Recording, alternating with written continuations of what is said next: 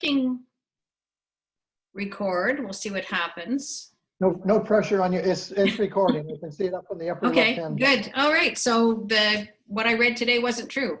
That's good. It says it's recording. I have my tech guy here in the background that I'm talking to from time to time. Okay, so I'm just going to get started. I'll try and keep my eye on the door as people are coming in. Hi, everybody. My name is Liz. My last name is Benyon. I'm a director at A Better Niagara. I'm also the founder, one of the founders of the Biodiversity and Climate Action Niagara group. Just welcoming a couple more people in. And there's been a lot of talk about planning in general, urban planning in general, and especially in the last few months about natural heritage system planning. And so I know some people were able to attend some of the meetings on that with regional staff, but I'm still meeting a lot of people who really don't know anything about it. And so I thought it might be a good idea to put together a presentation to talk to people about what natural heritage planning is, to give people a little background on it, what it can do for us, and how to make your voice heard if this is an issue that you care about. Just welcoming another couple of people into the room. Okay, so besides being with A Better Niagara and besides being the founder of Biodiversity and Climate Action Niagara, I wear a bunch of other hats as well. So I also am the executive director and the manager of environmental education for a group called Ontario Green that provides environmental education free of charge to schools anywhere in the province and also to community groups. And I've been doing that for several years now, but I've been involved in environmental issues and urban planning issues since 2003. And we'll talk a little bit about that as I do the presentation. So if you just give me a second, I'm going to start sharing my screen and we'll get started with that.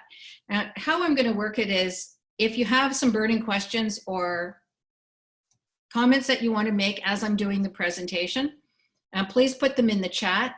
And then as soon as the presentation is done, we're going to have an open discussion. So then I'd like to hear anything that you have to say, and I'll try and answer any questions that you have. I hope that's okay with everybody. All right, so I'm going to share my screen now.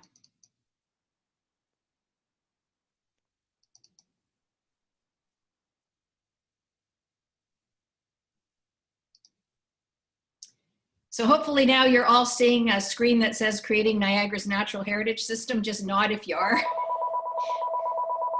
Okay, great. All right. So first of all, explaining what a natural heritage system is. So the region is looking at creating both a natural heritage system and a water resource system. And what they are systems that are robust and resilient enough to last over time. So they're made up of the most important core natural heritage areas. So things like wetlands and significant woodlands. Then they put buffers around them enough to protect them from the adjacent development. And then they join them together with linkages. And those linkages support wildlife movement and all the natural processes that are necessary to maintain biological diversity and ecological system functions over time.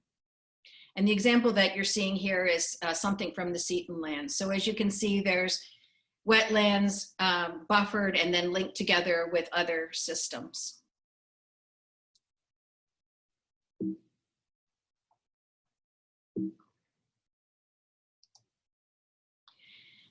So why do we need a natural heritage system and a water resource system? Well, because strong natural heritage and water resource system planning is necessary to maintain long-term quality of life, environmental health, ecological integrity, and even economic prosperity. And we don't talk about that very often, but we need to, because these systems do, especially in Niagara, especially important for our economic prosperity long-term here. And as well, they importantly mitigate the impacts of climate change. So Niagara Region is creating these plans right now as part of their official plan review process. So the region now requires that natural heritage system planning is included in official plans. The decisions that council make on what a natural heritage system, system option to support may be the most important decision that this council makes during this term of office, because it will decide whether we're going to protect Niagara's natural legacy for future generations or whether we're going to lead to its inevitable loss.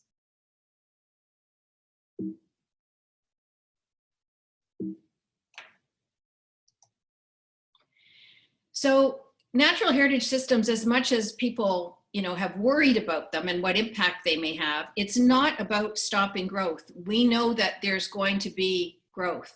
What it does do, however, is it helps control it and it helps direct it to appropriate places. So if you look around Niagara right now, no matter what community you're in, I'm sure you have brownfield lands that need to be redeveloped. I'm sure you have areas of commercial sprawl, some of it empty, some of it hardly being used. I'm sure there are buildings and places in every community in Niagara that could be redeveloped.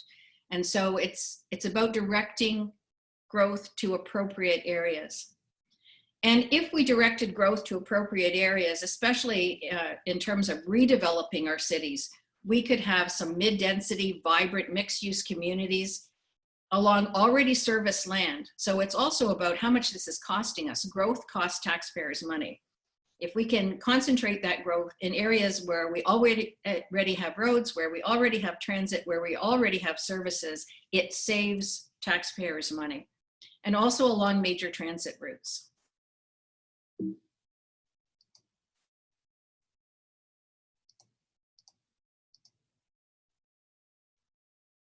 I'm just admitting some more folks, so if you just give me a second. So welcome to everybody that's just arrived. We just started the presentation. So we just talked about what a natural heritage system is and what it does and doesn't do. And one thing it doesn't do is it doesn't stop growth. It does, however, control it and direct it into appropriate places.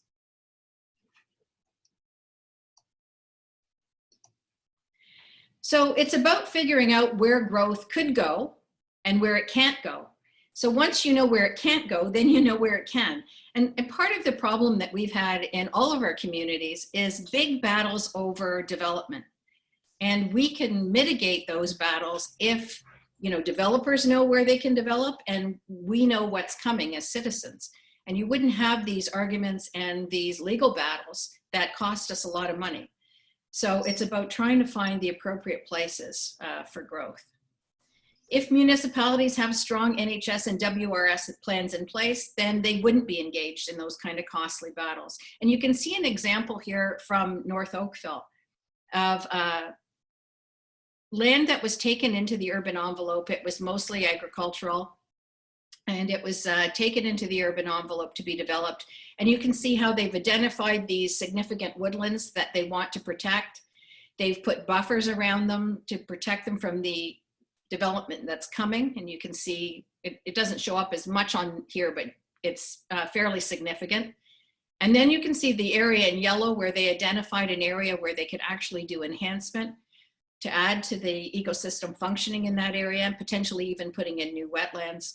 And so it's a whole process of taking a really good look at the land, figuring out what's most significant to protect, putting buffers around them, linking them together, and then even looking at things like enhancement areas. Oops, sorry. So one of the big fallacies that we seem to have in our area is that we think that if we keep developing, we're going to get more money to our municipalities. But the big problem with that is residential growth does not pay for itself. Unless you have commensurate commercial and industrial growth, homeowners cannot pay enough taxes to pay for the services they need. If you look at any municipal budget, you'll see that the big costs are in road building, are in sewers, and in all of those things. And plus, schools and hospitals and ambulances and police. Police is a huge part of the budget. So when you keep pulling in all kinds of residential growth without the commensurate industrial and commercial taxes that are more and that pay for these services, then you actually impoverish communities over time. And this is a big long quote here. It's from an American source, but it's as true here as it is there. So I'm just going to read it really quickly. With increasing urban sprawl, we experience modest short-term illusion of wealth in exchange for enormous long-term liabilities. And that's the roads and the infrastructure that has to be constantly updated. We deprive our communities of prosperity, overload our families with debt, and become trapped in a spiral of decline. And you can see the impact that some of this has when you look at cities like Mississauga, who for years went great guns for the residential growth and then low taxes, and then suddenly found that they didn't have any money and their taxes went up exponentially. So what we found is that underlying financing mechanisms of the suburban area or post-World War II pattern of development operates like a classic Ponzi scheme with ever-increasing rates of growth necessary to sustain long-term liabilities. So all those development charges coming in look like a lot of money to municipalities, but then the development's done, the developers are gone, and the municipality now has to support all those citizens with all these ongoing long-term costs.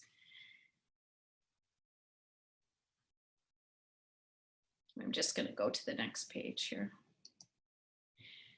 So in America and in Canada, we have this ticking time bomb of unfunded liability for infrastructure maintenance.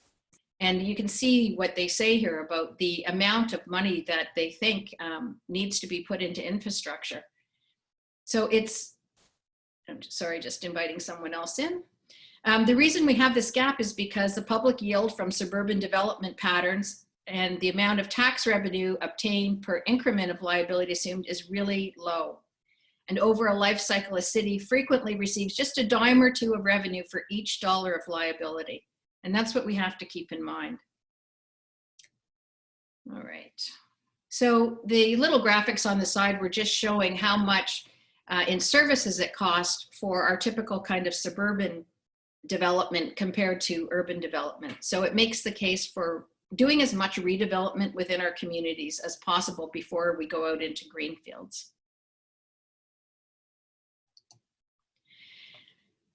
It would take a long time to go through this graphic, so I'm not going to, but protecting our farmlands and natural areas really protects the economic vitality of our municipalities. So trying to curb the continuous sprawl and trying to redevelop more in our urban areas is really important. And that's one of the things that a natural heritage system helps us to do. So this is an example of a natural heritage system from Oakville. And this is really important to this discussion because this is where I learned about natural heritage systems. So I used to live in Oakville, and I was a newspaper editor in Oakville. I also have a degree in science.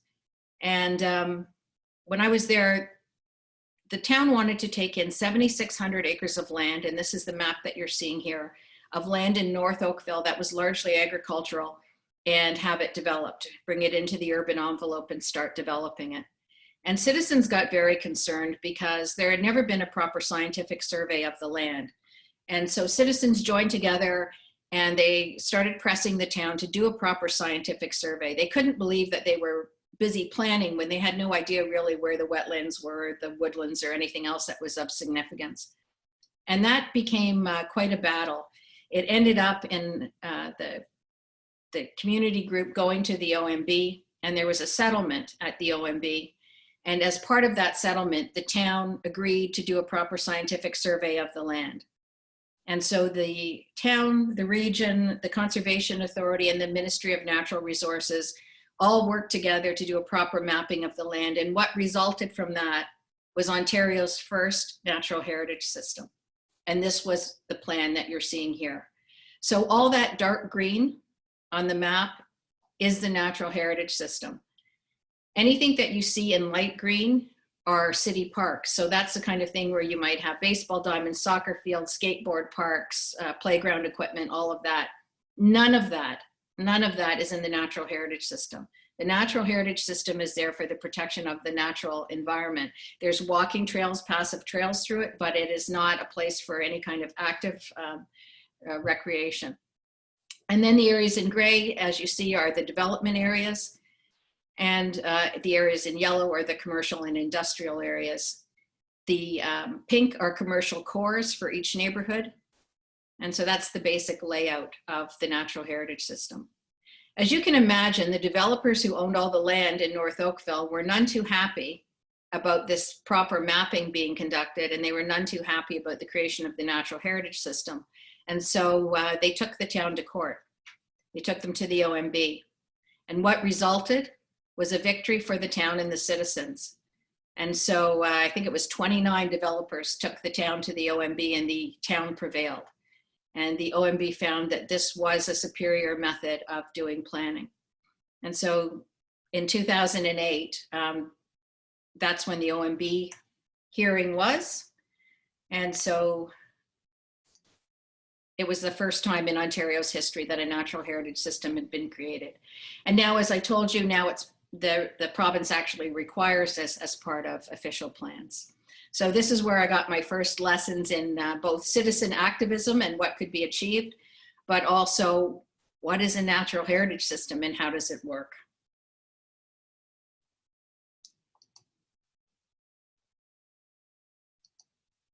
And so what you're seeing here is subsequent to the development of the natural heritage system in Oakville, then the citizens moved on to talk to the region about their official plan. And we really pressed them to do the same kind of thing, to do proper mapping of the area and create a natural heritage system for the entire region. And in fact, they did. And the natural heritage system in Halton region is about 33% of the entire landscape. Now, they did something in Halton region that they're not talking about doing here. And in Halton region, they included the important farmland. So although Oakville and Burlington are big cities, Halton region is much like Niagara region in that we both have escarpment, we both have greenbelt, we both have vibrant agricultural communities, and we both have some pretty significant cities and population centers. Sorry, I'm being distracted because I'm just admitting someone else. All right, so they've got about 33% of their land protected as natural heritage system in Niagara region. And I think it's important to point out, as I just mentioned, that an NHS does not preclude agricultural uses on the land. I don't think there is any space between the farming community and people who are advocating for a natural heritage system. We recognize how important agriculture is, and we want to see the agricultural industry protected, and we want to see farmers being able to make a living. And so we don't want to preclude farming uses on NHS land. But as I mentioned, in this case here in this region, the region is not talking about including agriculture as part of the natural heritage system.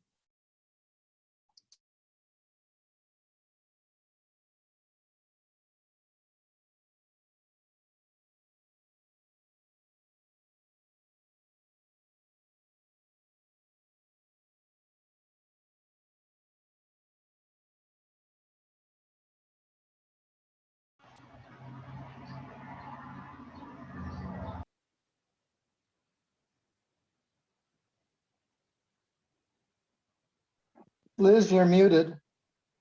We can't hear you.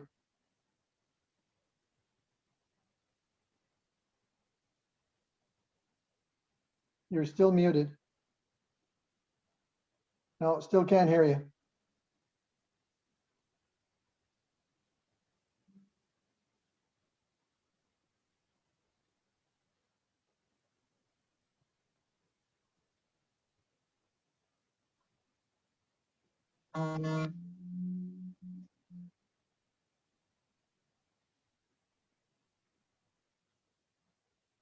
Can anybody hear Liz? No. No. No. No. Looking at the participants list, she's muted. Yeah.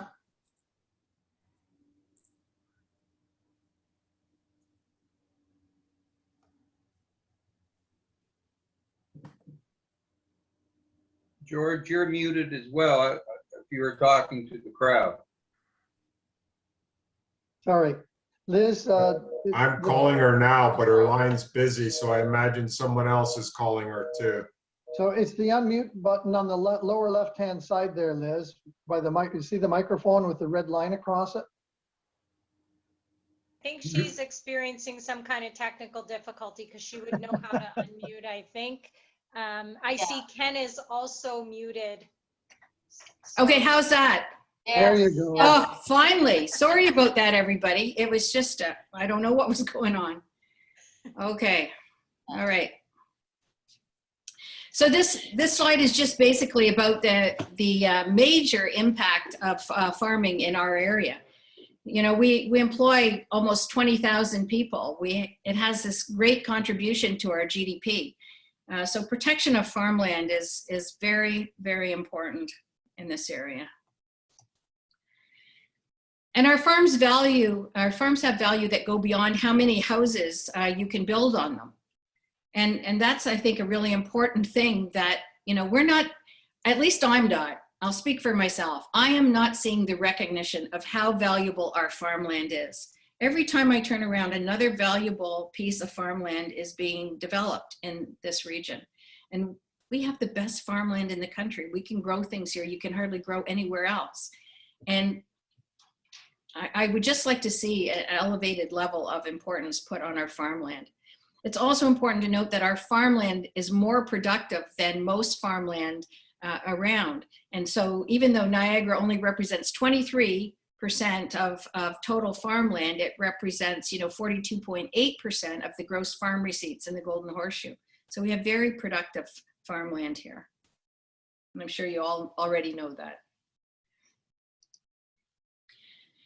A natural heritage system can protect Niagara's agritourism industry. So our agricultural and our wineries, those businesses are really important to our tourism industry, which pre-COVID brought in more than 13 million people to our area and 2 billion to our economy. People don't come here because we look like Mississauga. They don't come here because we look like Vaughan. They come here because we are a unique region and we have unique attributes. And so it's really vitally important that we protect these industries, our agricultural industries, our wineries at the right scale to maintain all the accessory industries that sustain farming and winery and the horticultural businesses. That was something that was really important when Halton was planning their natural heritage system. They wanted to make sure that not only did they preserve enough land for farmers to farm, but they preserved enough that it would support all the ancillary industries that farmers needed, the seed stores, the farm equipment places. Because if you lose too much farmland, you just don't have enough to support those businesses. And when those businesses go, then more farms go. So looking at this as an economic thing, we need to make sure we protect it. And we haven't talked enough about the value of ecotourism. There hasn't been any kind of emphasis on it. We've been all about, you know, the wineries and Niagara Falls and the gaming industry. And we really haven't talked about the value of ecotourism and what it could bring to our area. But we need to think about it because, you know, if we could save some of our natural spaces, we have wonderful spaces, it could become a major attraction. And just as an example,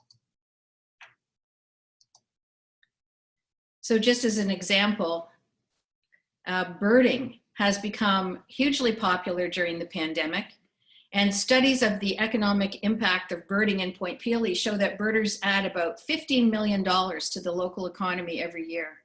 And Niagara has the third highest recorded number of bird species sightings in the province. So this could become an area that would be huge in birding tourism. So there's all kinds of opportunities we have, but only if we save what we need to save. So we know that development pressure is only going to increase in the Niagara region. We know that we're already under huge development pressure right now. And if we don't act now, we won't be able to save anything because the pressure is so monumental. And we've already experienced some really devastating losses to our natural areas.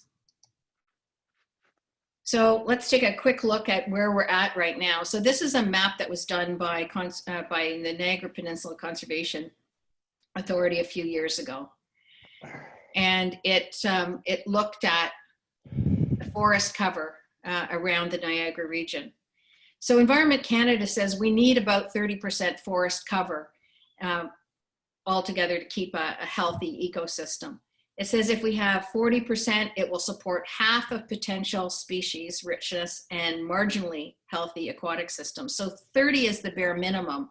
40 will support half of what we should have. 50% will likely support most of the potential species and healthy aquatic systems. But in Niagara, we have 17.5% forest cover.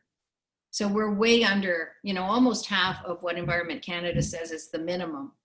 And many large areas of Niagara, including Grimsby, Lincoln, St. Catharines, Niagara-on-the-Lake, Thorold, Niagara Falls, have less than 14%. And some areas are as low as 1.6. So this map was done in 2011, and we've lost a lot of what was mapped then already. So when the NPCA did the Natural Heritage Inventory, No. sorry, just gonna mute everybody. Okay, so when the NPCA did the Natural Heritage Inventory between 2006 and 2009, they, once they had mapped everything, they put it through a whole bunch of scenarios. I think it was 27 computer generated different models of, what could we possibly save? And in the no constraints model, where they tried to save as much as possible, so they saved about 90% of Niagara's remaining natural areas, they found that it was only about 57% of what would actually be needed to maintain a healthy, resilient, and robust ecosystem into the future. So back then, we weren't able to save enough, even under the sort of best case scenario, to have a really healthy ecosystem into the future.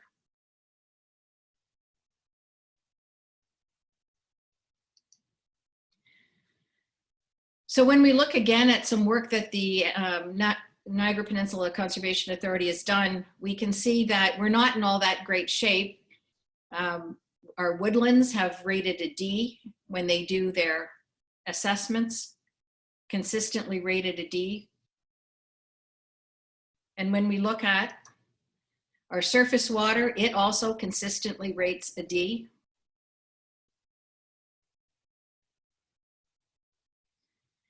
So Niagara's ecosystem is not in great shape now. Again, another reason why we need to protect as much as we can.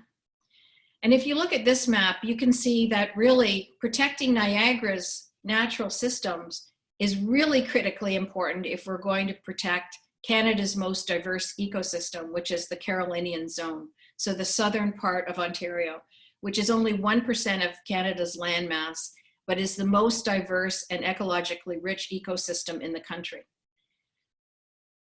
So we only have about 15% of what was originally here still intact. And as you can see, a lot of that is in the Niagara area.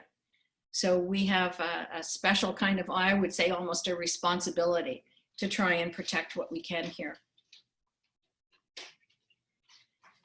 There's also a really large economic cost to destroying green infrastructure. As the years have gone on, we've learned a lot more about the value of the green infrastructure that we have, the wetlands and the forests. So natural areas provide green infrastructure benefits to municipalities, such as controlling both lakeside and inland flooding, preventing erosion, cooling cities, and pollination services. And these green infrastructure benefits are really costly to replace with gray infrastructure like storm sewers and breakwalls, and some of their benefits just can't be replaced.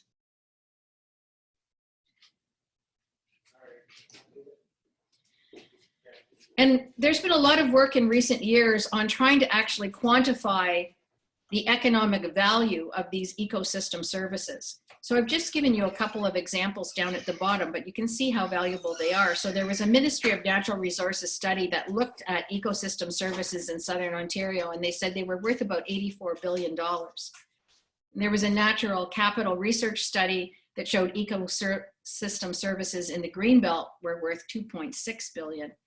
And in the Lake Simcoe Basin, 975 million. And then one was done in the Credit Valley watershed, and those ecosystem services were worth 371 million. So there are real economic benefits to trying to maintain these green infrastructure services provided by our forests and our wetlands, our marshes, and those kind of places.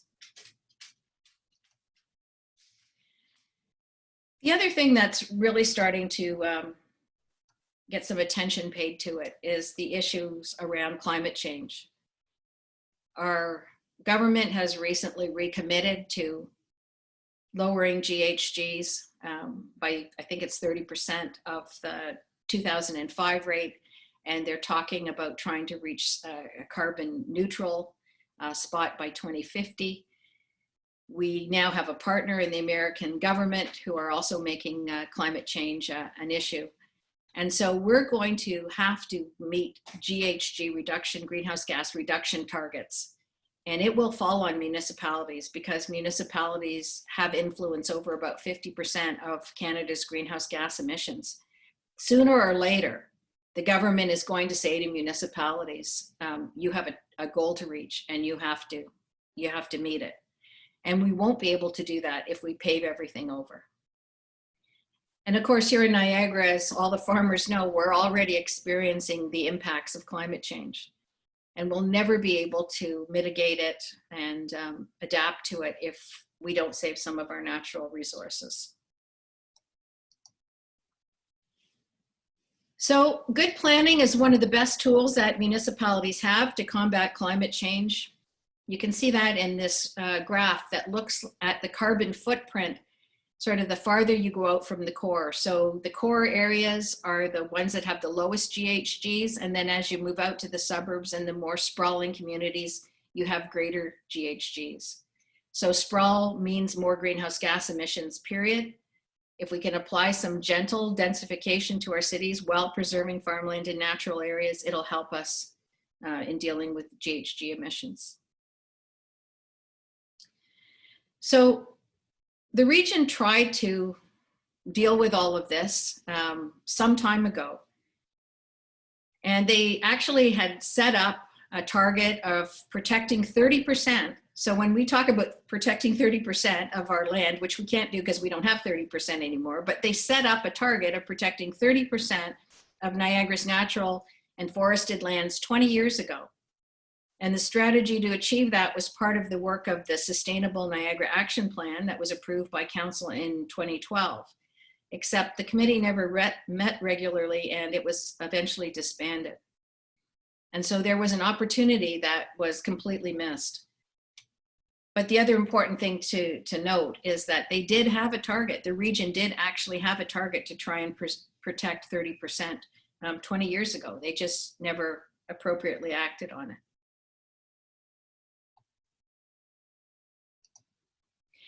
So I'm not going to go all through this because I'm happy to provide this presentation to everybody. But basically what this is this is what has been presented so far by the staff in terms of options for the natural heritage system. And that's under the column 3B.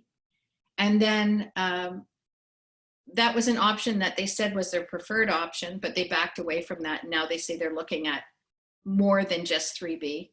They also presented this 3C as an option, which is a better option, in which initially the Biodiversity and Climate Action Committee supported. But when we looked at it again, we thought, no, we have to do better than that. And so I'm just going to skip to the next page because the key things are here. So I've summarized in the bottom what we would like to see. So we would like to see key features of the natural heritage and water resource systems designated.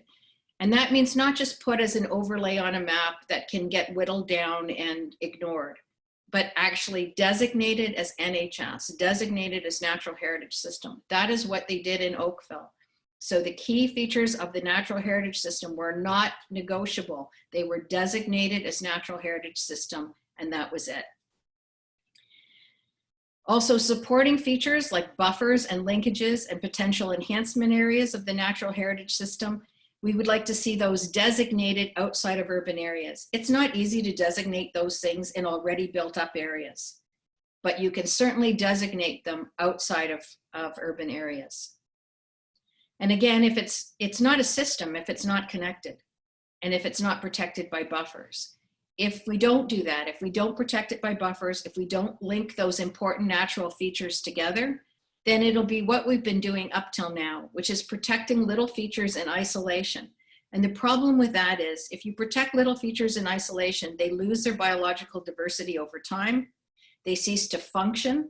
And then the next thing you know, a developer says, oh, well, I don't think that's actually a significant woodland anymore. And then they have it, you know, evaluated and they say, no, actually it isn't. It doesn't meet the requirements anymore. And then the next thing you know, it's gone. We have lost a lot of provincially significant woodlands and wetlands over those things. So these areas need to be designated and they need to have their buffers and linkages also designated. And then potential large, medium, and small linkages and potential enhancement areas identified inside of settlement areas at the time of rezoning, designate linkages on any land not zoned for its intended use. I know that's a mouthful and it doesn't mean much to you. So what I'm going to try and explain is that if we have two important features inside an already urban area, and in between them right now is a commercial zone with a big parking lot, obviously you can't make a green linkage between those two features. However, if you put it on a map that is a potential linkage, at some future point in time, maybe 20, 25 years from now, that commercial area is no longer going to be viable. They're going to want to redevelop it. If it's at least on a map somewhere that's a potential linkage between those two areas, when that land is about to be rezoned, they can say, hey, this area was identified as a potential linkage between these two important natural features. And so at that time, when rezoning applies, they can look to zone it as a potential linkage between those features. So it's just recognizing that cities are dynamic and they change over time, and we don't want to lose the opportunity at some future date of creating something that we can't potentially have right now. And then as well, we want prescribed mandated buffers to protect key natural features in areas outside of it, settlement areas. So we don't want to hear, yeah, we need to have a buffer, but we don't know what it is. We want to know that if you have a significant woodland or a significant wetland, you need a certain size buffer around it. Because we have seen buffers in some development applications that I've looked at here in Niagara. Developers have said, oh, a backyard is a good enough buffer from that provincially significant woodland. And that's just not viable. So we want to have them actually clearly explained what they should be. So, as I've said, you know, even if we try and preserve everything we can right now, it is not enough to protect our local ecosystem over time. So we do need to create really robust natural heritage systems and water resource systems, but we also need to do more than that if we want our ecology to be lasting into the future. And so there's a bunch of things we could do. One of the things we could do is develop a regional biodiversity plan like Toronto has and some other communities have developed. We need to involve citizens in greening initiatives, especially as announced in the climate change report. So the region has also done a climate change report, and they've suggested as part of that there should be a greening initiative that gets started. So we're happy to hear that, and we'd like to see it carried out. We need to require that we plant only native trees, shrubs, and wildflowers on all new developments on municipal and regional lands. And the reason why that is so important is because we've brought in so many things that don't belong here, that our local wildlife doesn't recognize as food, that there are things living here now that can't find enough to eat. And birds are a good example. We're losing our songbirds for a whole bunch of reasons, but one of the reasons is 95% of our birds feed their young on larvae. And if we don't have the right plants that feed the larvae, then the birds can't find enough to eat. And that's becoming a significant issue. And also, we need to support naturalization on public and private lands in urban areas and provide funding for those initiatives in the regional budget. If something isn't funded, then they're not serious about it. So we need to look at, you know, how we can fund some of these things, and also through partnerships with all kinds of other groups. And also we need to do a public education campaign about the benefits of landscaping with native plants to preserve our local ecological systems. And there's a great book, if you haven't read Bringing Nature Home, or Nature's Best Hope by Douglas Ptolemy, I highly suggest that. We can do other things as well. We can encourage the naturalization of about 25% of our municipal parks. So instead of just big, uninteresting areas of mowed grass, we could start renaturalizing our parks. We could start adopting some tree bylaws like other communities have. We could adopt bird-friendly building guidelines like many communities have adopted. And we could also join with some other municipal initiatives that are already underway, including the Hamilton Pollinator Project. So the bottom line is, I think that if COVID has taught us anything, it's taught us that people need nature. You know, during the last lockdown, all our conservation areas and our parks were just overwhelmed with people. And it's clear that the people in Niagara value their natural spaces. So what we can do is we can work together, and we can contact our regional governments, our regional politicians, and let them know how important this is to us, that we want good, strong, robust natural heritage system and water resource system created. We can write letters to the editor and we can talk about it there. We can share information with our family and friends. We can participate in the next round of public consultations, because there will be more with the region. And if you want, you can follow the Biodiversity and Climate Action Niagara on Facebook, because we'll keep you up to date on what's going on. The staff is planning to bring whatever they consider their best option to the region, I believe next month. So time is pretty short if you want to contact your elected representatives. So making your voice heard is the most important thing you can do. Anyone who's registered for this presentation, I will send you a list of your regional counselors with their email addresses. So if you want to get in touch with them, you can. And as I said, I'll make this presentation available to anyone who registered, so you'll have a copy of it. And that's it. And so I am going to stop sharing this now, and I'll open it for discussion.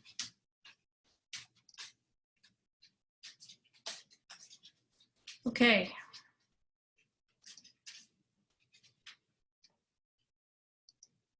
So if anyone would like to ask something, or just unmute yourself. And I think I have a quick question, Liz. Yeah. Let me see if I can show my face on here. There I am. You had just mentioned about all the addresses for the mayor and regional council.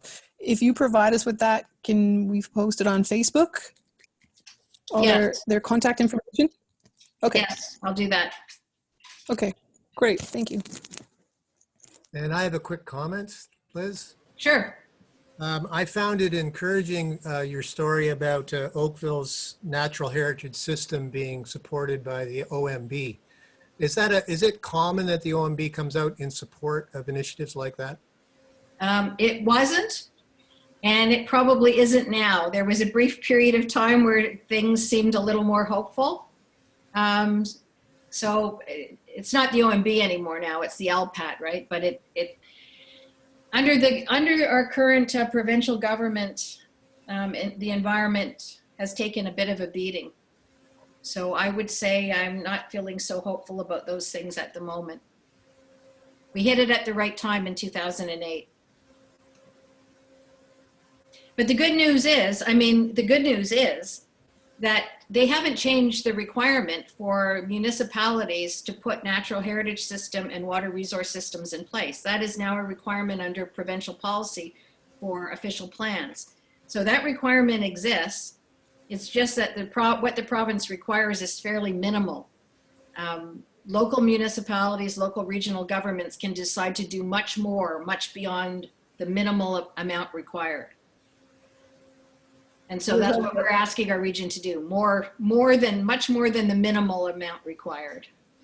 Liz, I've got a question. It's for Buckingham. Sure.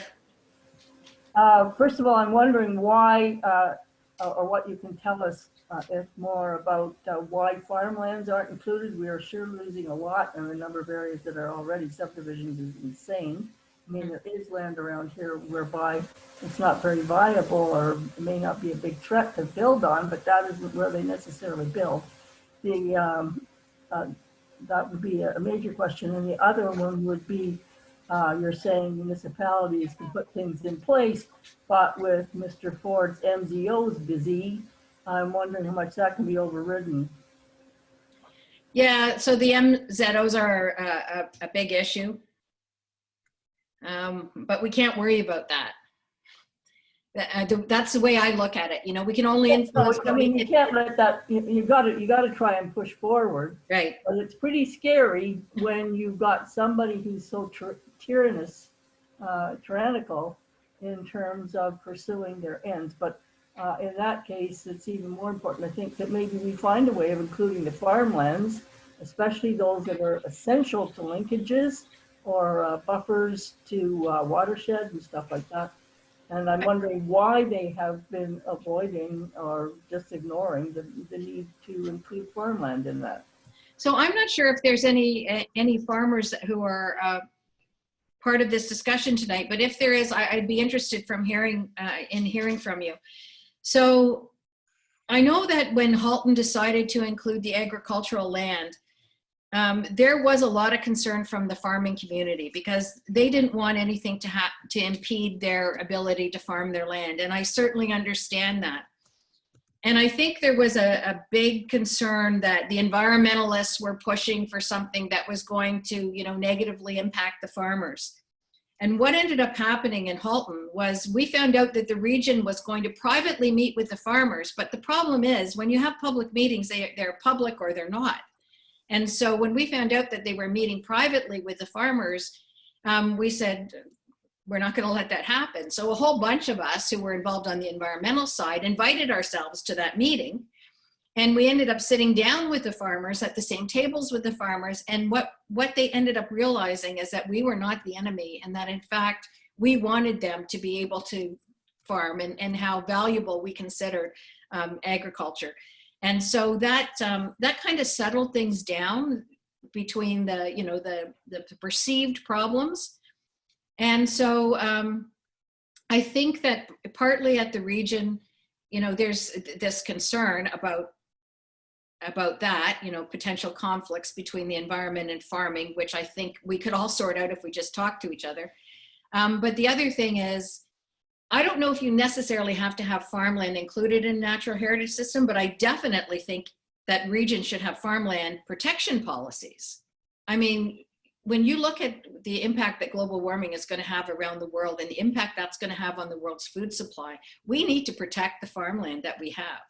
And as Regional Councillor Whittabing mentioned, we're losing 175 acres of prime farmland a day in Ontario. We just cannot sustain that. And so whether farmland is included in an NHS or not, it doesn't really matter to me, but I definitely think that regions and municipalities need to have farmland protection policies that ensure that agriculture remains a viable economic part of our region for the future.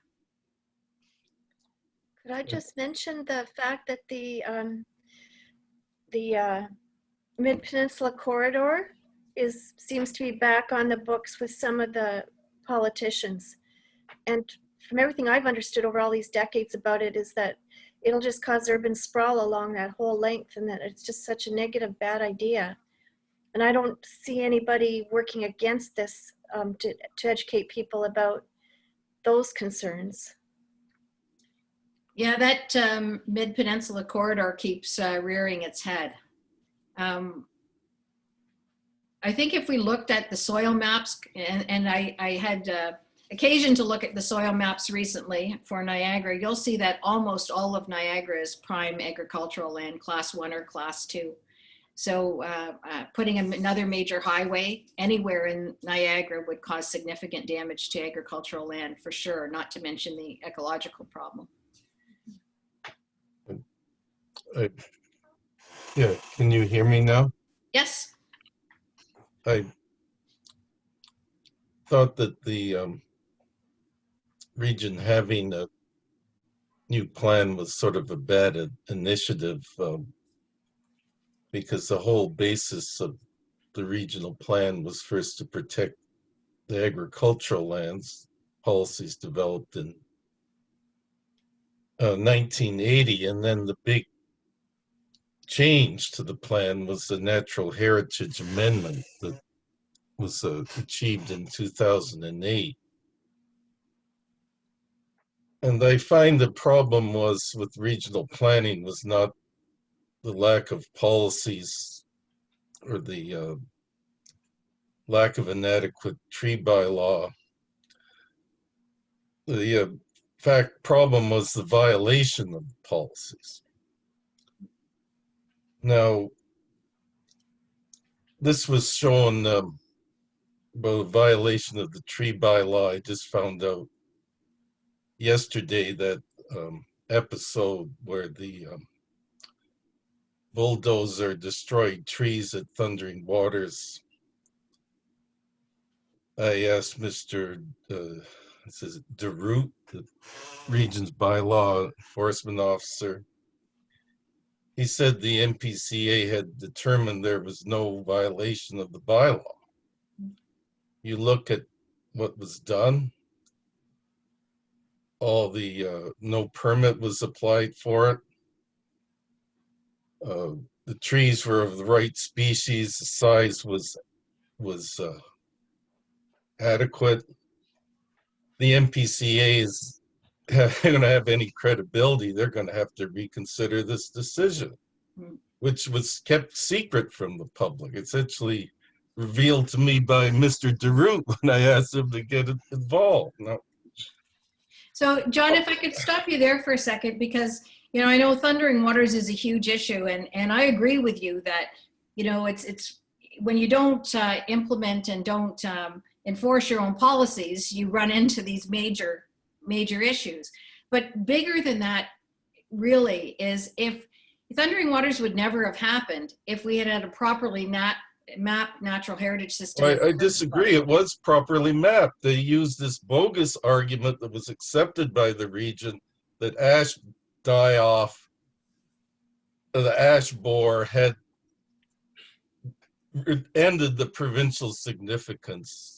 Yeah. And they also denied that it was provincially significant. It was, the policies are It's the fact that the region won't enforce it. So but John, this is why we need to have land designated. It needs to be designated. What we've done up till this point in time is we've looked at little features. We've said, we're going to protect this little woodland. We're going to protect this little wetland. We haven't designated land as NHS. And once you designate it, that puts protection on it. And not if you claim it's ash borer has destroyed it.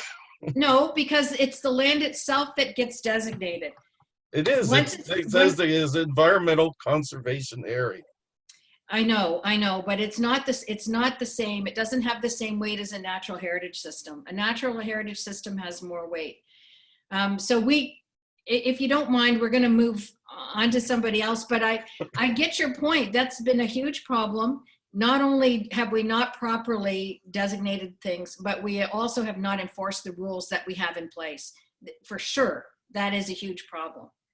And I just want to mention too, and especially it relates to what you just said, that the region told me that they hoped with their new regional woodland tree bylaw policy that they would be able to protect trees. And yet there isn't a single thing in that new policy that will protect a single woodland in the entire region. Everything that they wanted to do, they were told they weren't able to do for one reason or another by higher levels of government. And so, and again, another reason, if we want to protect the small little pockets of forested land that we still have, we need to designate it as part of a natural heritage system. All right, is there somebody else who would like to speak? Quick question. I'm just wondering about, you know, everywhere I drive, I see greenhouses going up and being maintained. And I've always wondered, is there any kind of plan or any kind of movement or discussion about moving those to an industrial park somewhere way the heck up the hill where the land isn't so valuable for growing, for farming? It just seems like it's industrial to me, and I don't understand why there's not bylaws to get rid of that. I've heard that concern from several people. I am unaware of any discussion at the regional level about that. But that is certainly something we could talk to the planning department about. Okay, I mean, it will take years, decades, but it would be something that we could start now. Yeah. Okay, great. I could just add that there definitely, oh, go ahead. Should I go? Yeah, Carla, go ahead. I'll just add that greenhouses are definitely zoned agricultural, and they're also taxed agricultural, even though they look like they're industrial to many of us. And the reason they won't go up on top of the escarpment is because the infrastructure is not in place, and it's a little bit cooler up there, so it would cost more for them to heat their greenhouses than it does below the escarpment, which is warmer. Plus, it's further away from transportation and the QEW getting their produce to market. So there's three sort of big reasons that they will fight to keep the greenhouses paving over our tender fruit land. And they have come together as a greenhouse industry during COVID, I believe. And they've got a group now and that's lobbying and working really hard to help themselves as an industry. Yeah, I understand all that for sure. I'm just hoping that maybe we could work on changing that zoning. Like I'm hoping that they can't be designated as a farm or agricultural, that they could be taxed more industrial. That's a huge other issue, but I sure would like to start the conversation. We'll have to take that up with the region. Paul, you wanted to say something? I wanted to add to that because I come from originally from Leamington, Essex County. And it is absolutely horrendous to see such beautiful soil that when I was growing up, would see tomatoes grown for the Heinz plant, and it is all greenhouses. I do believe with the woman who just spoke about how as much as they're going to fight, they need to be zoned industrial because it's not just growing, it's now processing, trucking. It's all a one-stop shop. And I know it's still growing and it's growing food, yes. But many of us don't realize a lot of that food doesn't even end up here. It goes off to the east coast of the United States where they get American dollar for it. So every time I go down to Essex County, if anybody wants to take a trip sometime, just take a drive. As soon as you get off the 401, you will see. Sorry, folks. If you're not speaking, can you mute your mic? Oh, okay. Bye, Bear. Okay. Contain him into a room. Please mute your mic if you're not speaking. Thanks. There we go. Okay. Yeah, every time you go down to Leamington, they are literally building 30 acres at a time of greenhouses. Something that it may not seem like much right now because it is just down on the QEW, but if they can grow elsewhere, they will. So I just think there's because it is simply, it will be taking over land and putting it under plastic. So that's all. Thank you. Okay, thanks. Anyone else? Yeah, it's Maria. I've got two things. Again, one of them is maybe we need to look into whether or not there's areas that could be designated for greenhouses, like I think of out where the Willoughby clay is and places like that versus orchard lands. But the other thing I was concerned about here was when reflecting on planning and the region's efforts. What extent are we impeded by what? Sorry, 1 second. to what extent are we impeded by the numerous layers of government we've got around here? Because I mean, I even think about somebody telling me how much the Niagara Parks has been cutting down extremely viable trees that weren't ash borers or anything else. They're just cutting them down for whatever insane reasons they have, and they don't have to check with anybody. And so we've got so many different agencies and levels of government here. And that worries me from the standpoint of Niagara Parks and bulldoze a woodlot, and who can say anything? And does that need to be addressed in this to a certain extent?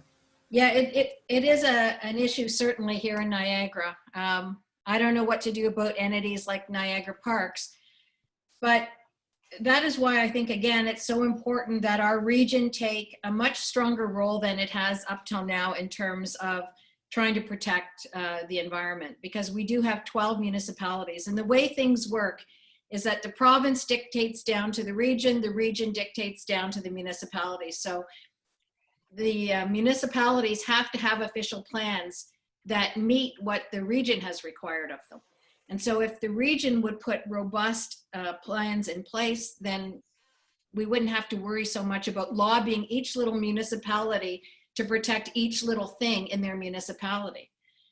So just for example, I know that in Welland, the city itself paved over part of a provincially significant wetland.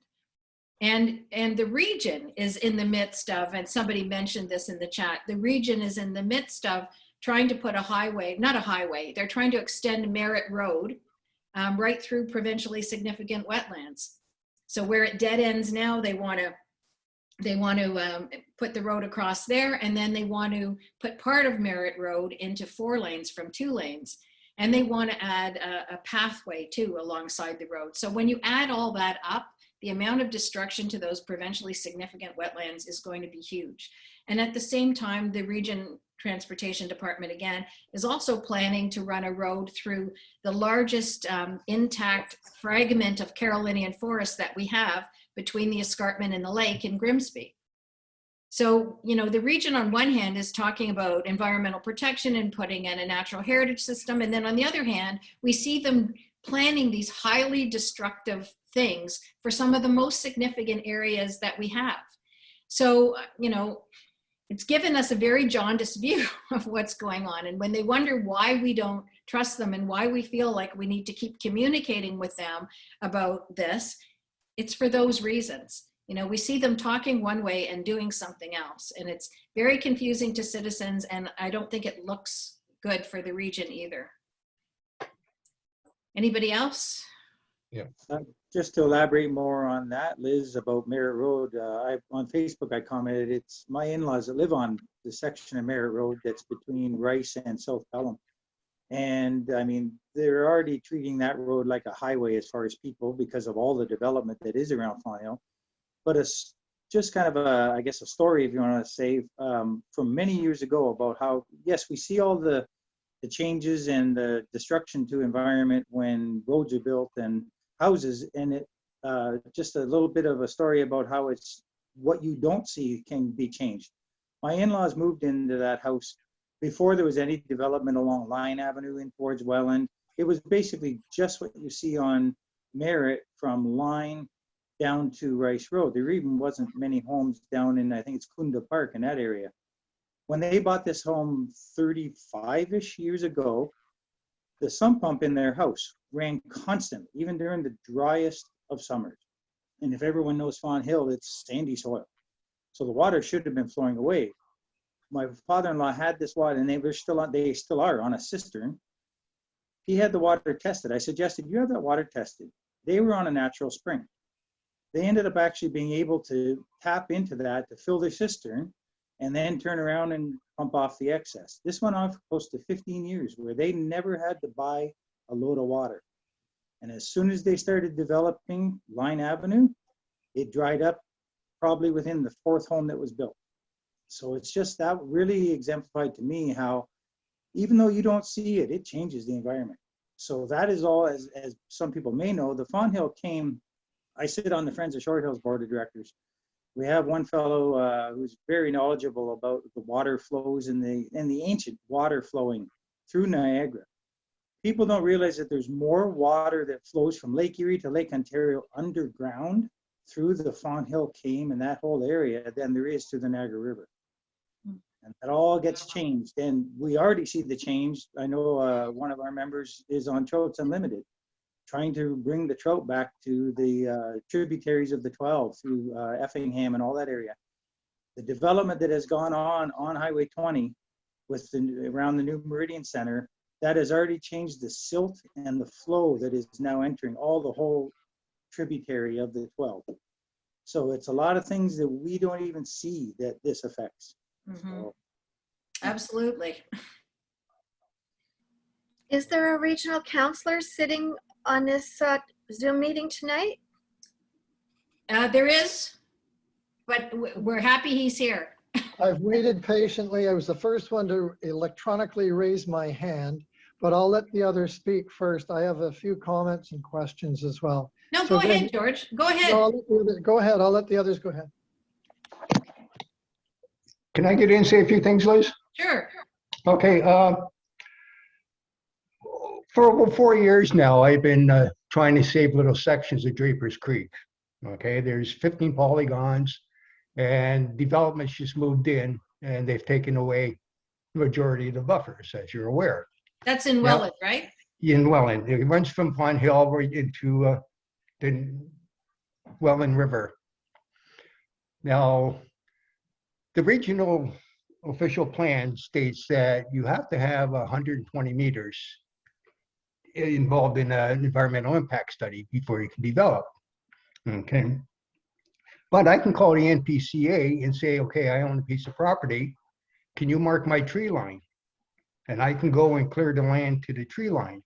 Now, if that property is between two PSWs and there's taking 120 on both sides of the two PSWs, there's nothing in the middle, I can cut everything down, remove all the soil and fill it back in, even though it's all hydroxide soil.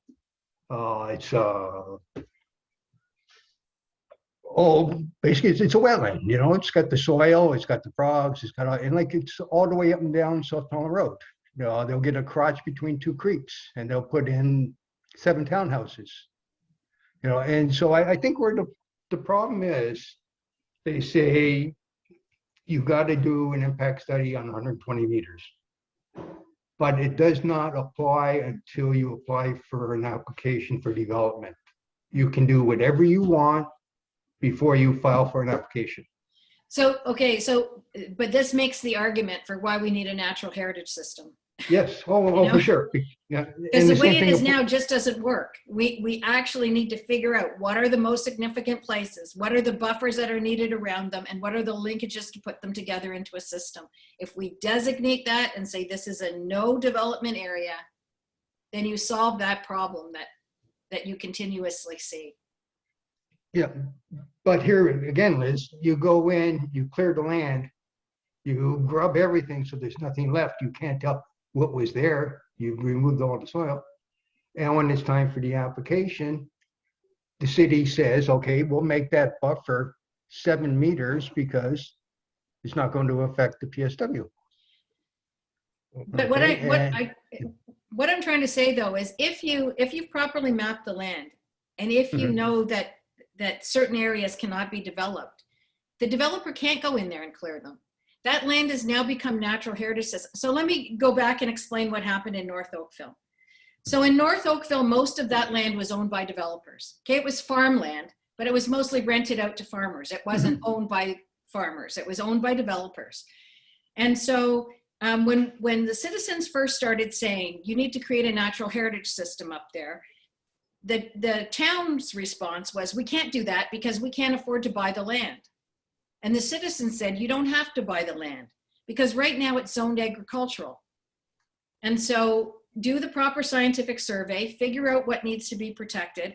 And then when the developer comes along and says, I want to rezone that land from agricultural to residential, then you'll say, fine, we can do that. But when you want a rezoning, we can look at rezoning the land too. And this part of your land is going to be natural heritage system. And you can't do anything with it. It's natural heritage system. Everybody said that wasn't possible. It couldn't be done. That is exactly what they did. All that natural heritage system that you see in North Oakville was not purchased. It was simply zoned. When the developers came and said, we want a rezoning of the land from agricultural to residential, the town said, great, we've surveyed that land and this part of it is going to be designated natural heritage system. And that's how you solve that problem.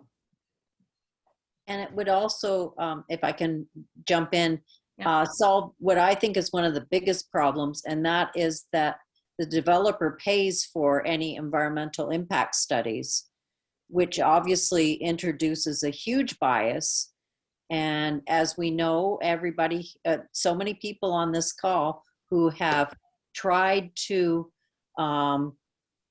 tell town councils that there are errors and flaws serious in those environmental impact studies, obviously biased towards development. And so they're useless. And everything, all the areas that we have now are dependent on those environmental impact studies. So it's a huge, huge flaw in the whole system. And so a natural heritage system would eliminate that it would already be done, and it would be done correctly, and it would be done without bias. It would be done based on science. Right. Okay. Excuse John?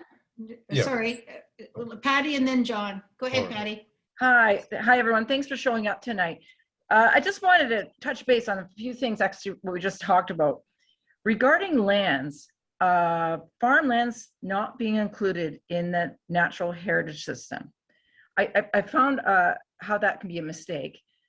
Where I live, I know pockets of land that have been purchased by outside investors because farmers give up plots of land, especially that aren't well drained, especially being closer to the lake. They're selling these plots of land to outside investors. So given that fact that moving forward with Niagara, agricultural land will not be included in this protection system. So I started thinking about when you talked about potential linkage zones.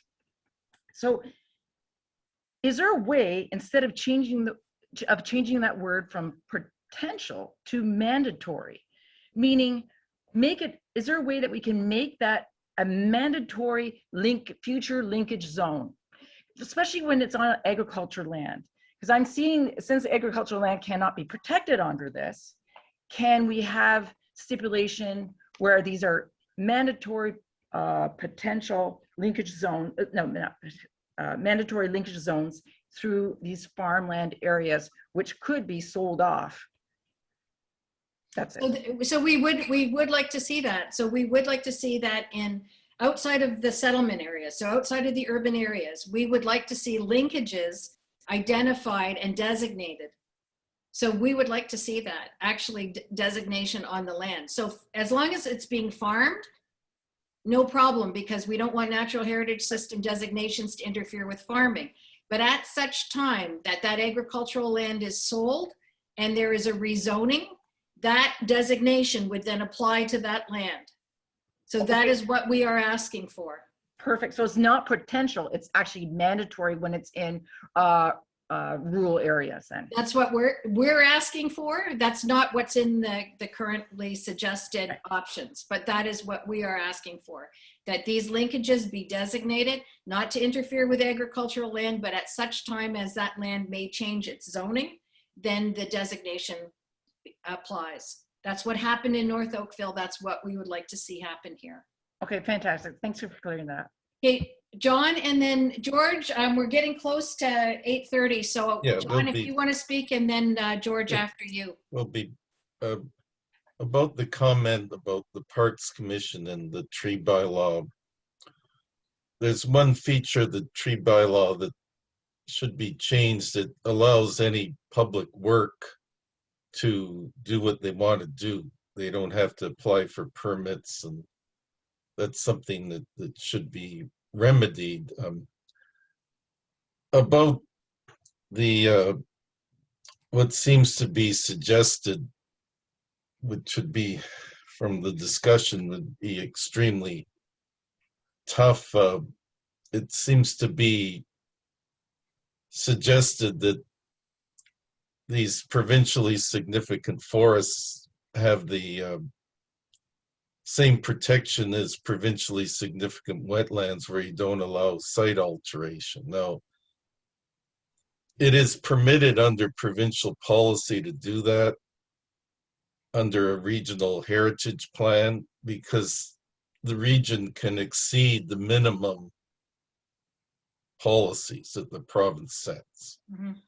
And if the region had the courage to do that, and it would take a lot of courage because a lot of people would be offended, that would eliminate this song and dance of these EIS studies would be no more. The other thing is that I went through a very lengthy OMB process, Northwest Niagara Falls urban boundary expansion, and we were able, through our own expert witnesses, but it costs $60,000, to do this at the OMB, to implement the region's natural heritage policies. There was for example, in the plan, they had a wildlife corridor. It's based on old, studies by M&R, and we had a site visit by expert witnesses, and deer appeared in this corridor. And that showed that, facts on the ground through a site visit, but it's very expensive to have to do that. And it was contrary to all the testimony of the experts of the both the region and the city of Niagara Falls. Yeah. Yeah, there's so many hurdles to get over when trying to protect environmental areas. So many hurdles. Okay, George, did you want to speak now?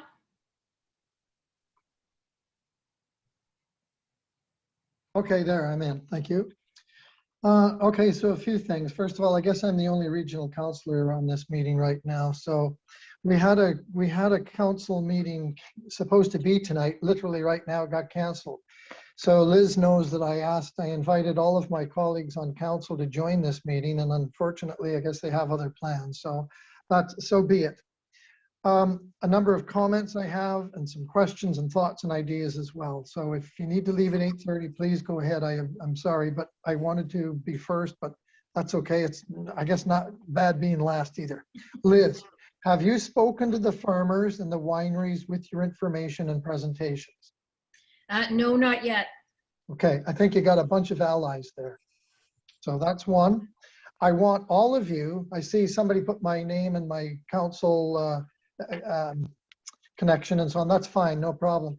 Each of you, so I'm seeing Hannah and Nolan. Your concern is in Grimsby, we're screaming, nobody helping and so on. I'm saying this to all of you.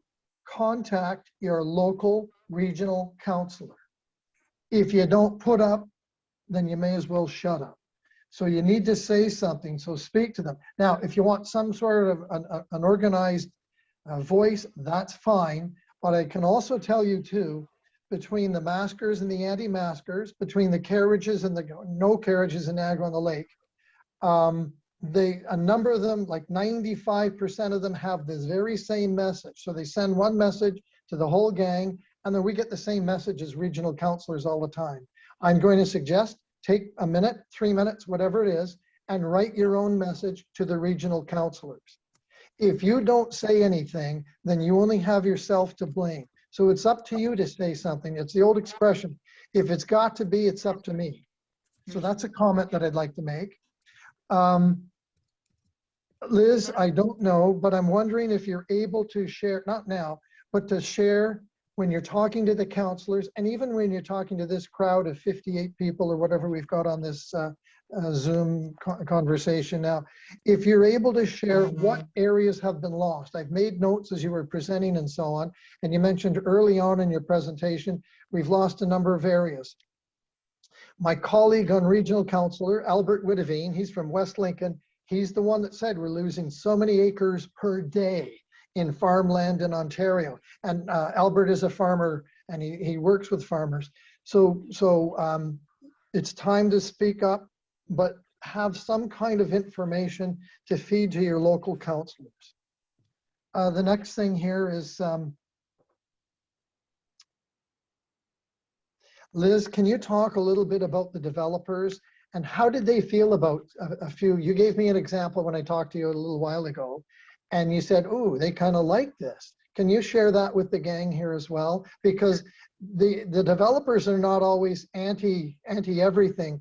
And I will tell everybody on this conversation tonight, you have to understand something. Whether we like it, whether you like it or not, in the next 20 to 30 years, Niagara is going to receive another 150,000, 150,000 new residents coming to Niagara. So whether you're aware of that or not, that's just the way it is.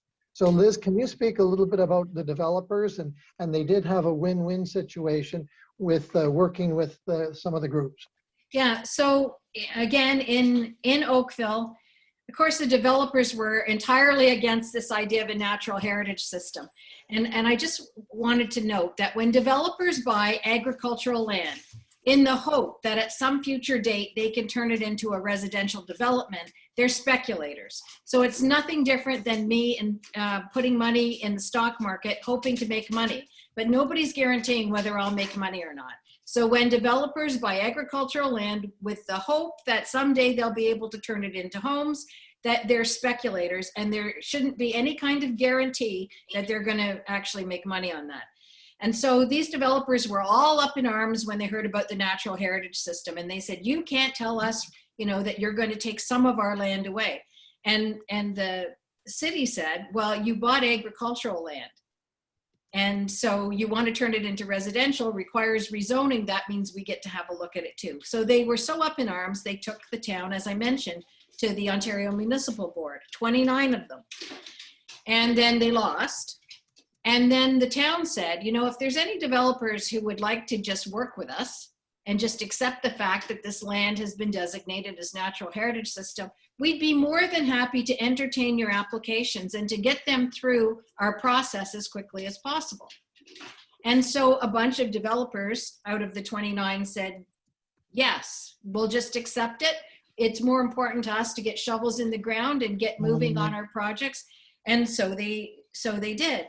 And then not only that, but in the end, all the developers realized this wasn't really a horrible thing, because all that preserved natural area now became this value added feature for their homes that they could now charge extra for, because wasn't it lovely to have all this nature around them. So one of the big developments in North Oakville is called the Preserve. And it's, you know, it's funny to me because they all fought it like hell in the beginning, but they all made money off it in the end. So that's the story. In the end, they found out that preserving nature wasn't such a bad thing, and it actually added to their pockets. Yeah, they made more money overall. Liz, will you explain to the group? I know, but would you explain what an MZO is? It's a ministerial zoning order, so it allows the ministry to just exempt land that otherwise would be subject to all kinds of different studies from those studies. So for instance, the wetlands in Pickering, that the minister just said, okay, we can have development on there. We don't need to worry about the wetlands. That's an example. They've also created ministerial zoning orders for around a lot of transit stations to try and get higher density development around transit stations, which is a more appropriate use of a ministerial zoning order. But there have been a lot of them over environmental lands. Thank you. And then I also, I've asked staff, I sit on the Planning and Economic Development Committee for the region, and I've asked staff if they would map, you talk about mapping and so on, and we're going to see how well they do, to see. My thinking is this, because we've got these 150,000 approximately people coming to Niagara in the next number of years, I like the idea that let's build these developments, whether it's residential, whether it's commercial, there's not a lot of industrial, but even if it's light industrial or whatever, put it where the soil is poor quality. Put it on the soil that's not really great, conducive to growing stuff. I know the young lady had mentioned about move the greenhouses. That is a multi-billion-dollar move, and that's probably never going to happen. Plus, down in the lower basement or the lower section of the region of the escarpment, that's beautiful soil conditions, beautiful weather conditions, and so on as well. And whether we agree or not, greenhouses are designated agriculture, and that includes cannabis growing. And that's been a problem with some of the farmers and some of the municipalities as well. But that's a story and a fight for another day as well.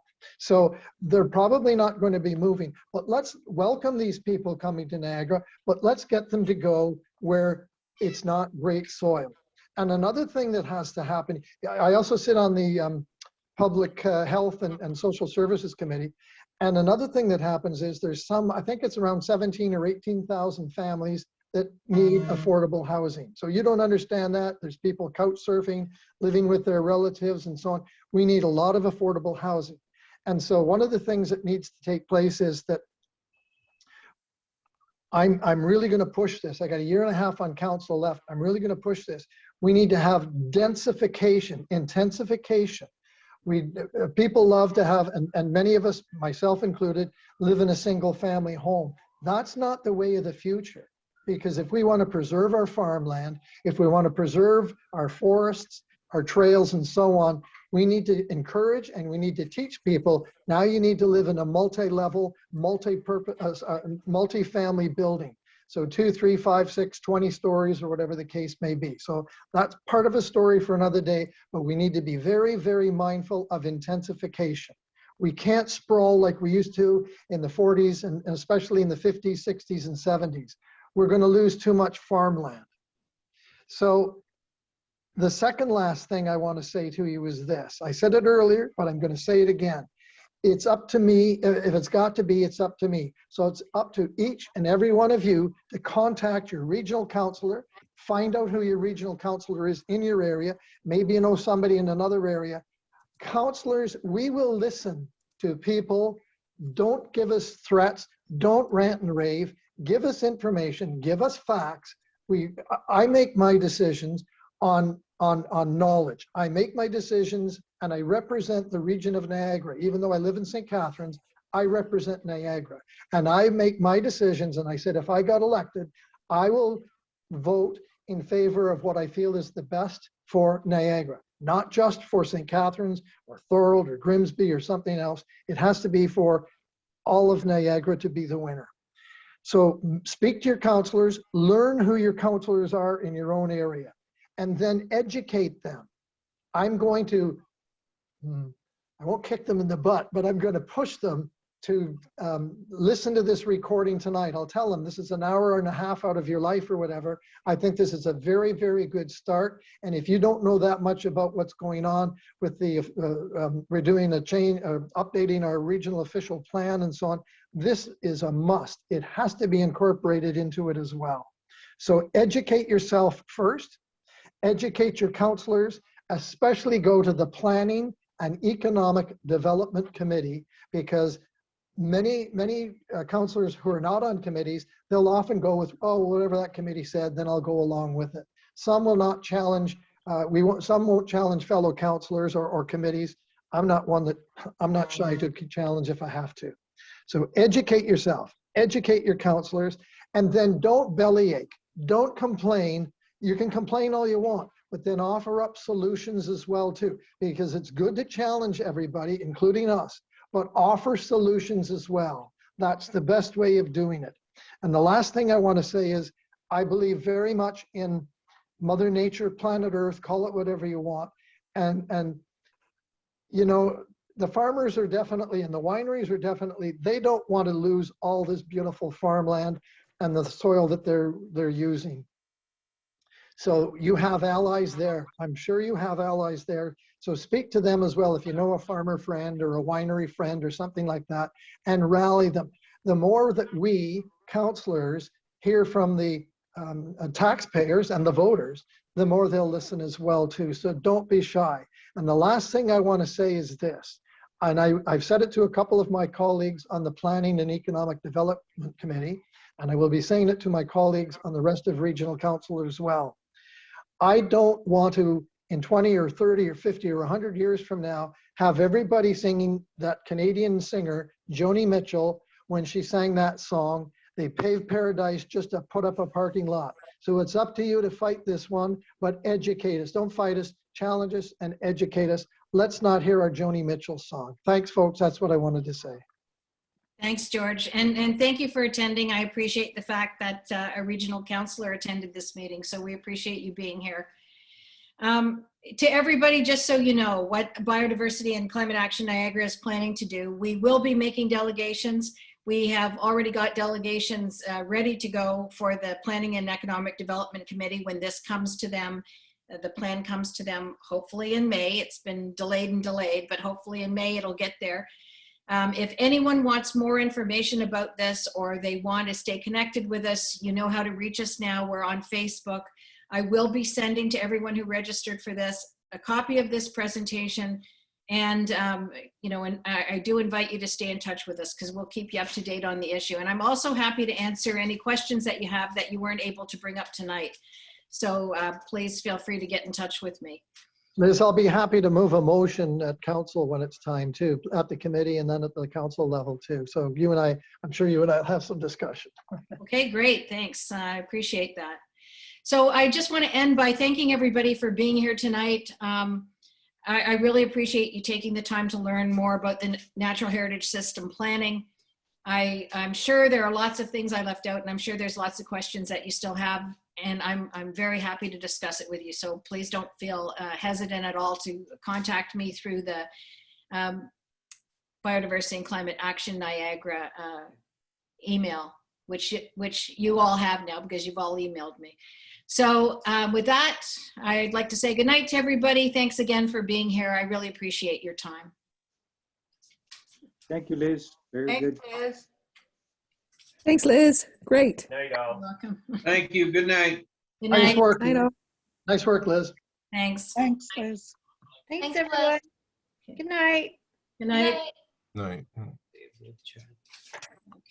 where do I do that? There.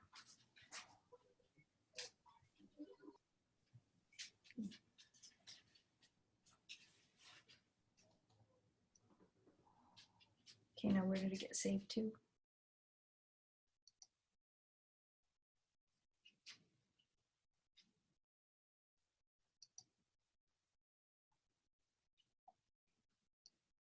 Okay. Yeah, there's a Zoom folder. It probably got saved in there. So where does the The recording. yeah. Question.